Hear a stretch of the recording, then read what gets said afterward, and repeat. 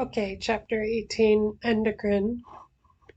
So endocrine has 30 slides, so this shouldn't be too bad.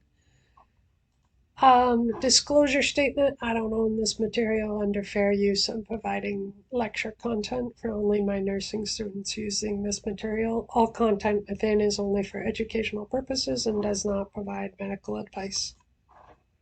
In the endocrine system, we're just looking at anatomy and physiology of endocrine. So remember your endocrine map. If you don't have one, you should find one so that you know the anatomy and physiology of the entire endocrine system. The focused assessment on endocrine system, the various endocrine disorders, and diagnostic and laboratory findings with endocrine. Nursing interventions with endocrine disorders, nursing interventions with acute and chronic care, and home concepts, so home care. Alternative therapy, teaching plan, and critical thinking maps. So remember in your book on page 426, you're going to have the endocrine map. On the endocrine map, it's really important to know like pineal gland, the hypothalamus, the pituitary, what comes out of these. Thyroid gland, parathyroid, thymus, adrenals, pancreas, testes, and ovaries. So what comes out where and what is the target gland and what's that gland hormone. So there's a feedback system to the pituitary and to the target organs, so you need to know that. Hypothalamus, that's where your TH is, your thyroid releasing hormone, your corticotropin releasing hormones, LH, GH. Your GH, of course, is growth hormone, luteinizing hormone, and then your pituitary gland, again, the master gland, the pituitary has a lot of control over hormones, inhibitory, and the pituitary gland has two main lobes, the anterior and the posterior.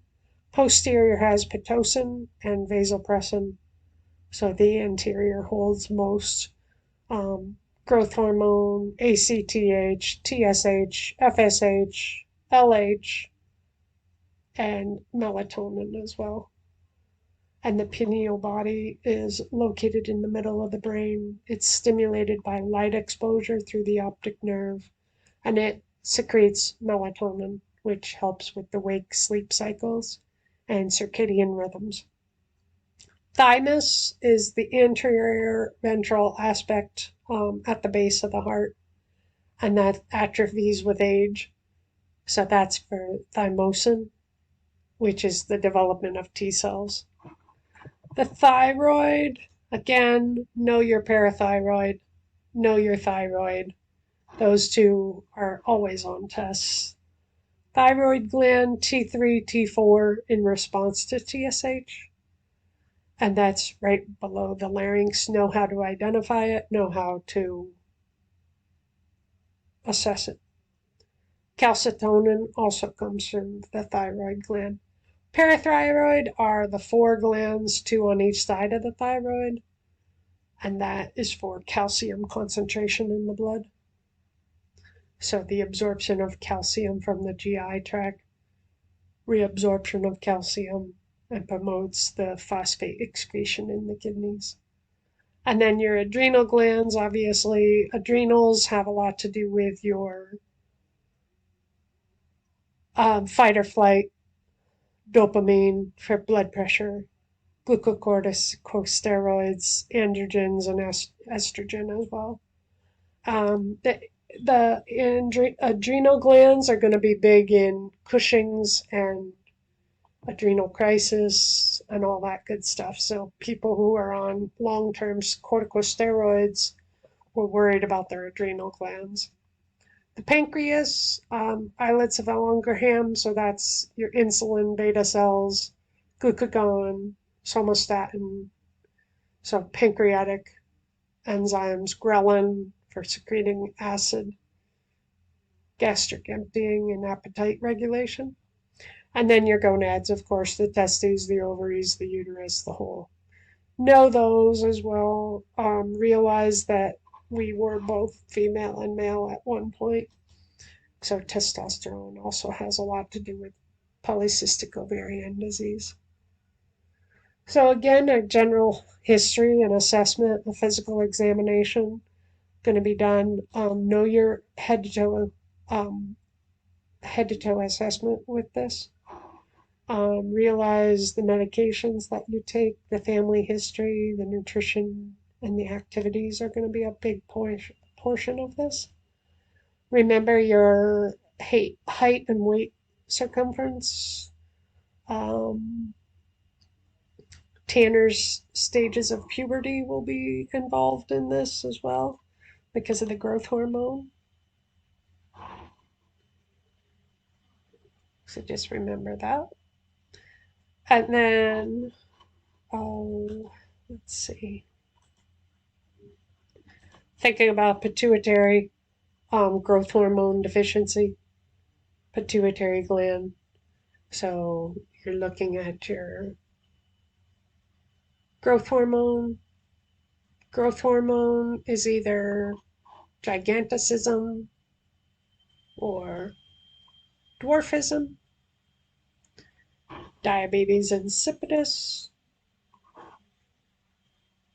So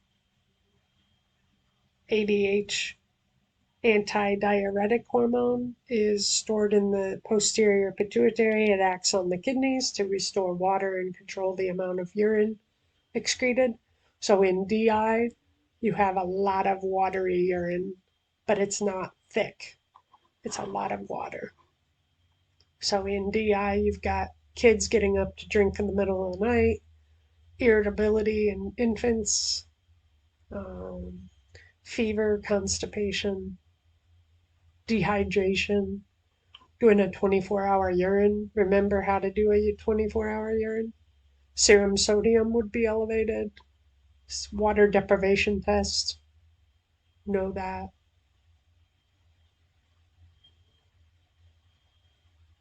So this is going to be dehydration, so you're going to have to take the kid to the hospital for IV replacement. Chronic home care, being able to give the medications appropriately, and then making sure the school's aware. Medic alert bracelet. So most of the time, diabetes insipidus medications are going to be vasopressins, and they can be given intranasally.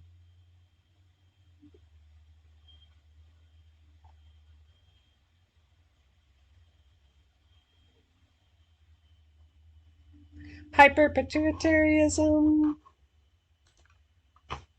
rare, but it excretes pituitary hormones in excess, causing uncontrolled growth. So there you go. Acromegaly, giganticism. Know the testing, the interventions, and the caregiver education. Um, Remember, be careful with hidden water like popsicles and watermelon. Medic alert bracelet again. Low sodium, risk for seizure. Precocious puberty is pituitary is puberty early, so precocious puberty. Precocious meaning prior to when you would expect it. So girls less than 8 or boys younger than 9. Premature release and secretion of gonadotropin hormones. So it could be complete or true or incomplete and precocious.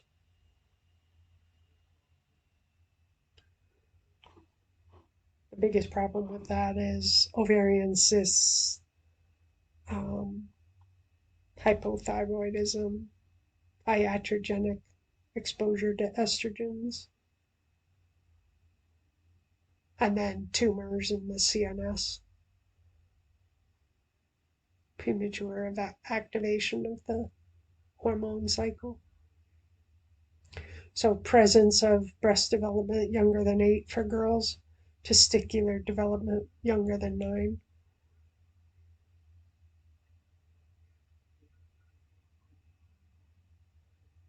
Cafe au lait spots and their age of their bone x-ray in the left hand, it is going to be above normal, and height velocity. So they're going to get taller. So sometimes what we'll do is give the growth hormone suppressant, the antagonist, to slow that down. Symptoms of precocious puberty in the box on 434. So premature first period, gynecomastia in boys. Remember, gynecomastia is man boobs.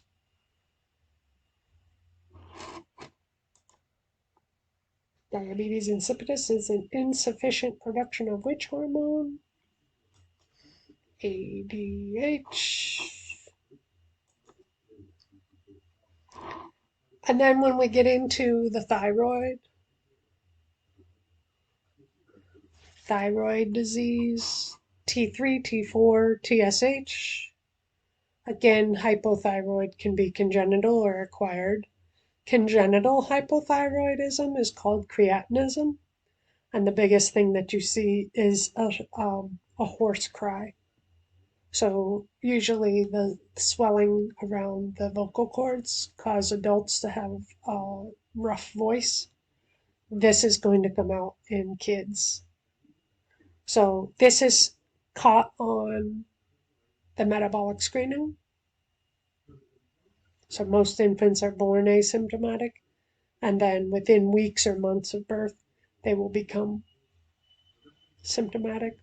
An older child is going to have, if you consider hypothyroid and hyperthyroid on two different planes, hypothyroid is like a sloth, everything slows down. Hyperthyroid is like a cheetah, everything speeds up. So acquired hypothyroid is going to be seen in usually about the teen age, and this is Hashimoto's. And medications like lithium could interfere with thyroid hormone. So you're going to get decreased appetite, thinning of the hair, dry, cool skin, sensitivity to cold, abnormal menstrual cycles. Again, hyper versus hypo. Hyper is going to be the cheetah, so everything's going to be stimulated. High T4, T3, but low TSH. And a thyroid ultrasound can be used for that as well. Know how you would identify the thyroid?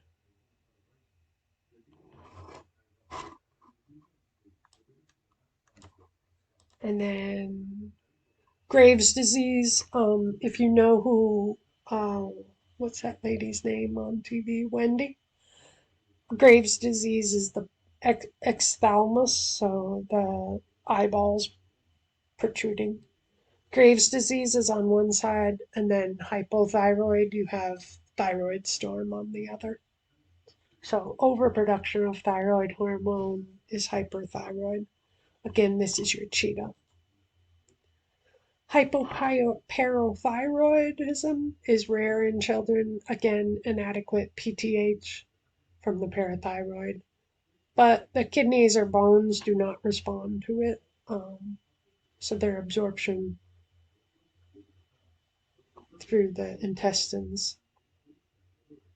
So parathyroid, going to be vomiting, confusion, seizures, increased irritability, apnea, Brady episodes.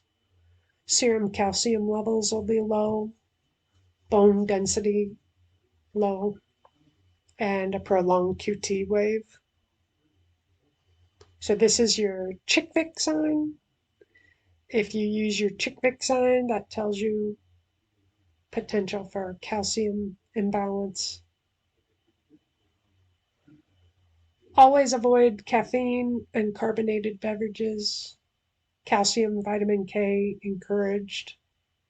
Vitamin D encouraged, and vitamin D should be given with acidic substances like orange juice, lemon juice, lifelong therapy. They need to take their meds all the time.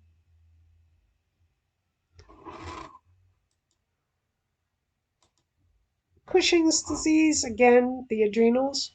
So this is overproduction of cortisol, and that's usually from cortisol producing tumors, adrenal hyperplasia, benign adrenal tumors. The other thing is steroid use.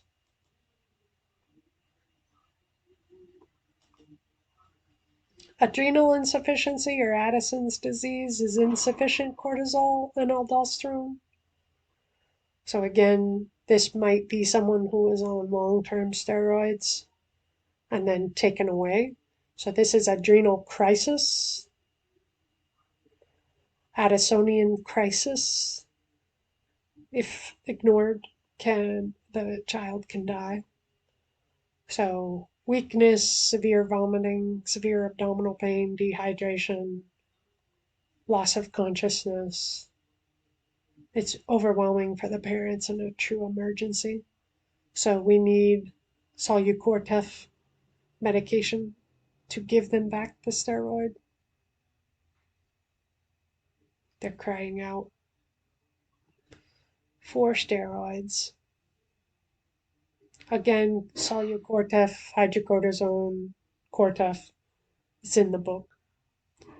One of the issues is pheochromocytomia, and that is a childhood tumor. So what happens is it happens in the adrenal medulla.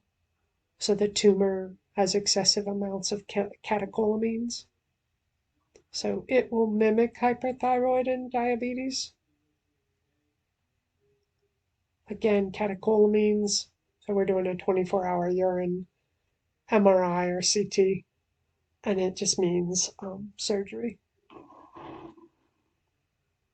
So um, the chrome part of that is color, and cytoma means tumor of the adrenal gland.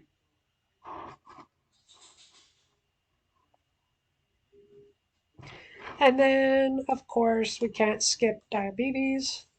So type 1 is caused by destruction of the beta cells. Beta cells, type 1, juvenile diabetes. So they have to have insulin to survive. Where type 2 is decreasing beta cell production. And pediatric obesity has led to an increase among more type 2 diabetics in children. At what age does Graves' disease occur? Graves' disease, I'm thinking teenage years, so 12 to 14. Graves' disease, bulging eyes, 12 to 14. Again, with diabetes, just remember your insulins, how to draw them up correctly, how to teach a child to give their own insulin. Now, more so, we're doing pumps. Remember how to put sick day process. So monitor blood sugar frequently. Don't stop taking your insulin. Check the urine for ketones. Be careful of over-the-counter meds. Have a game plan and force fluids. That's our sick day rules. Know how to do a blood glucose. Know DKA. DKA sounds a lot like metabolic ketoacidosis. Know the difference between hypoglycemia and hyperglycemia, the signs, the symptoms, right? Hypo, comatose, hyper, what's hyper going to sound like? P's, right? Polyphagia, polydipsia, polyuria. Every time. All right.